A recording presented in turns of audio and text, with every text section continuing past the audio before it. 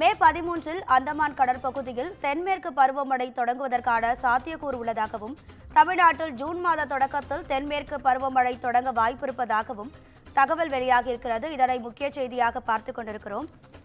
இது தொடர்பாக நம்மிடையே பேசுவதற்காக தனியார் வானிலை ஆய்வாளர் மதிப்புக்குரிய ராமச்சந்திரன் அவர்கள் இணைப்பில் இருக்கிறார். சார் வணக்கம். மே 13ஆம் தேதியே தென்மேற்கு பருவமழை தொடங்க வாய்ப்பு இருக்கு அப்படின்னு செய்தி வெளியாகி இருக்கே, இது குறித்தான உங்க கருத்துக்கள் சார்? வணக்கம்மா. என்னுடைய பேசிக் மீட்டியாலஜின்ற பேஜில் ஒரு வருஷத்துக்கு முன்னாடியே வானிலை குறிப்புகள் கொடுத்துட்றேன். அதில் இந்த வருஷம் மார்ச் மாத முடிவிலிருந்து மே முடிவு வரைக்கும் இயல்புக்கு அதிகமாக மழை இருக்கும் அப்படின்னு கொடுத்துருக்கேன். அது பிரகாரம் தான் மழை நடந்துட்டு இருக்கு. அதுலேயே நான் கொடுத்துருக்க விஷயம் என்னன்னா, பருவமழை முன்கூட்டியே செட் ஆகிடும். பட் மெட்ரலாஜிக்கல் சென்டர் ஐஎம்டிலாம் சில சென்டர்ஸ்ல எவ்வளோ மழை பெய்யுது, எவ்வளோ பரவலாக இருக்கு, அதெல்லாம் வச்சு தான் தீர்மானித்து பருவமழை வந்ததுக்கான அறிகுறிகளை பார்த்து சொல்லுவாங்க. ஸோ அவங்க பிரகாரம் they are taking the time. But already நம்மளுடைய சவுத் இந்தியாவில், தமிழ்நாட்டில், கர்நாடகாவில், கேரளாவில், ஆந்திராவில் இயல்புக்கு அதிகமாக இந்த சைஸ்ல மழை பெஞ்சிருக்கு. இன்ஃபேக்ட் தமிழ்நாடை பொறுத்த வரைக்கும் 75% மேலே அதிகமாக மழை கிடைச்சிருக்கு இந்த சீசனில் கிடைச்சிருக்கிறது. கர்நாடகாவும் அதே மாதிரி தான். அதனால பருவமழை முன்னாடி வர்றதுக்குண்டான சாத்தியக்கூறுகள் மிக அதிகம். என்னுடைய குறிப்புகளில் குறிப்பாக 2 முக்கியமான விஷயத்தை இப்போ உங்க கூட ஷேர் பண்ணிக்கிறேன். மே மாதம் 15ஆம் தேதிக்குள்ள Arabian sea and bay of பெங்கால்ல புயல் சின்னம் உருவாகும் அப்படின்னு சொல்லி கொடுத்துருக்கேன்.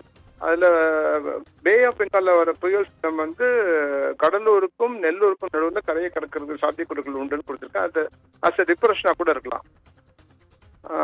அரேபியன் சீல இருக்க சைக்ளோன் மங்களூர்லேருந்து உடுப்பிக்குள்ள கிராஸ் பண்ணு கொடுத்துருக்கேன். அங்கேயுமே அஸ் எ லோ ப்ரெஷர் டிப்ரெஷனாக பெரிய மழைக்கு சந்தர்ப்பங்கள் உண்டு.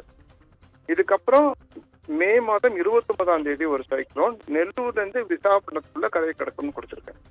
இந்த குறிப்புகள் பிரகாரம் நிகழ்வுகள் இருக்கிறதுக்கு மிக அதிகமான சாத்தியக்கூறுகள் உண்டு. சார், இப்போ தமிழ்நாட்டில் அக்னி நட்சத்திரம் மே 4ஆம் தேதியே தொடங்கிடுச்சு. பெரும்பாலும் அக்னி நட்சத்திரம் சமயத்தில் புயல் உருவாகுவதற்கான வாய்ப்புகள் கம்மி தான்.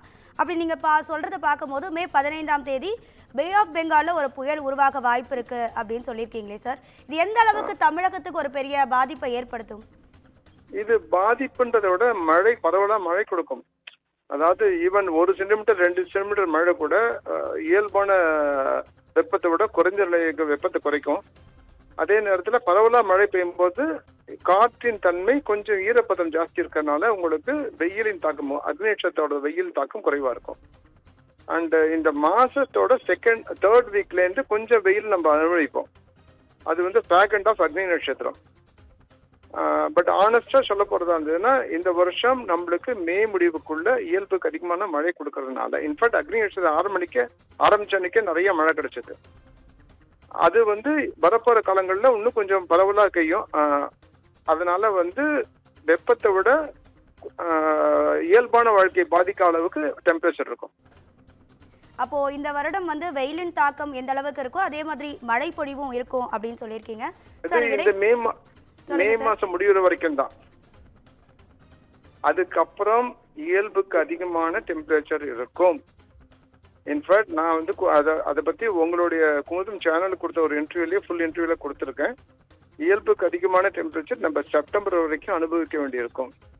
அதுக்குனால ஜூன் மாசத்துலேருந்து செப்டம்பர் வரைக்கும் இருக்கிற பீரியட்ல இயல்புக்கு குறைவான மழை கிடைக்கிறதுனால அப்ப இருக்கிற வெப்பத்தின் தாக்கம் தான் நம்மளுக்கு ரொம்ப பாதிப்பு உண்டாகும்.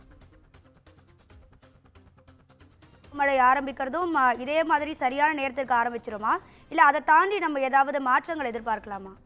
அதான் நம்மளுக்கு பருவமழையோட அளவு குறைவா கிடைக்கும்.